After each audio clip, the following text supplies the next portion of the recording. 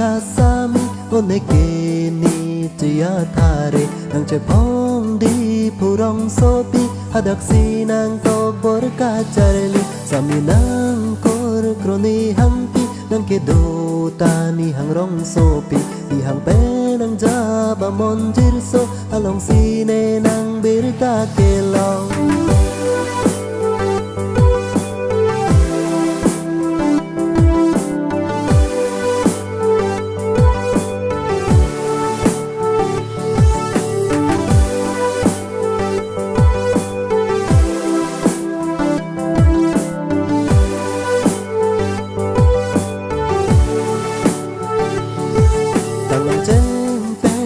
nang phan seng ve tene le lang non puan kai ke jorani rani nang phan si jadi dam verne men turani ke mesi liputo che tong thu long ji apor me sen che long son te de nang che loji pusika monti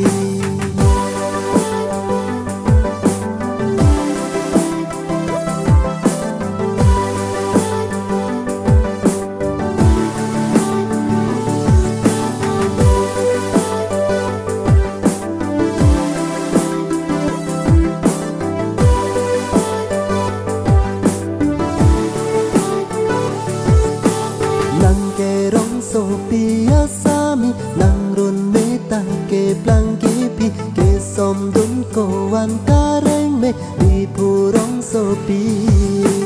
monta ne che pong ke sami malong ang song si run me ki kim che klo ar ni nang che char pre nang ke nang som dun kek te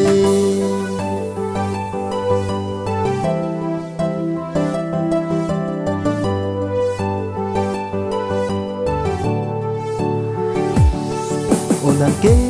ni hangasami oneke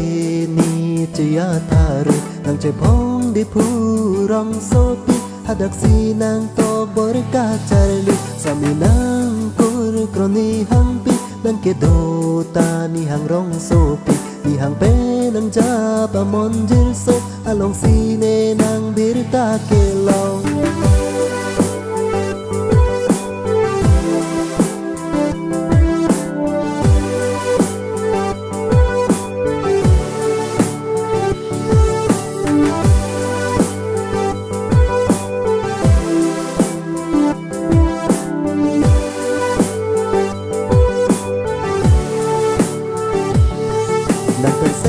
che hang ko an no nei bon ta che tong ji ko men tu lo ne bang mon ka he ma na son si che ko ve ko bon mon ta tang ho nang ne phan sing be teng ne de ri tham bong na apol ke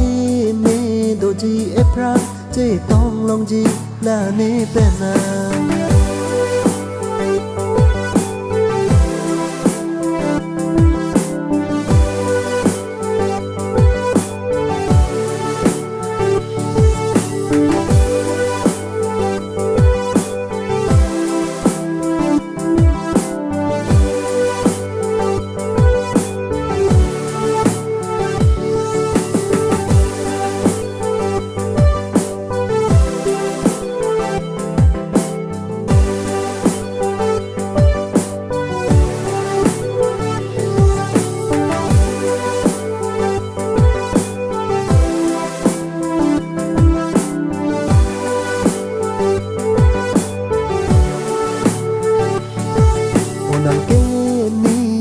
sami oneke ni tia thare nang che phong di purong sopi hadak sinang to borka charli sami nang kor kroni hampi nang ke do tani hang rong sopi di hang pe nang jaba mon jirso along sine nang birta kelong